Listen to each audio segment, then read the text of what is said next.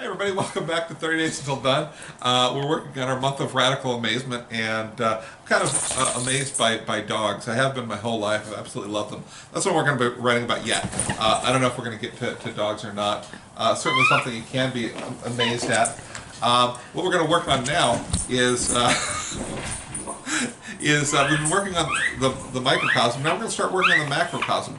Those things that you can be absolutely shocked by. Those things are following, yeah.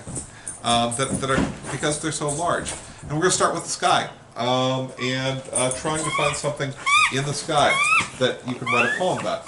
Now, this is really difficult to write about the sky. Hey, listen. Come on, Doc. It's because it's almost too easy, right? You end up with cliche. So you have to write a sky poem that doesn't have cliche in it, right? That might be actually a good title for your poem. A sky poem that does not contain a cliche. That is tough to do, right? But there's all sorts of stuff out there, and all sorts of stuff we could write about.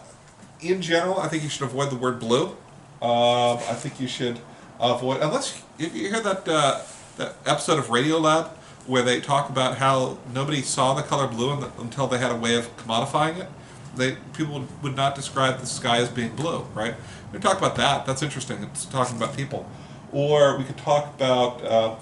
I wrote a number of poems when I lived in Lake Arrowhead. I'd walk to this cliff every day, and I look down, and especially during June, it was just fascinating because of June gloom. And June gloom is a lot lower than I thought it would be, and kind of interesting. You could see the effect of the city on the clouds because of the way the heat was coming up through the city. So I could trace where the freeways were. I could trace, come on, I could trace all sorts of things. So what are you going to do? If I do that, I think that's what I do. It's what I have done, is talk about June gloom from above.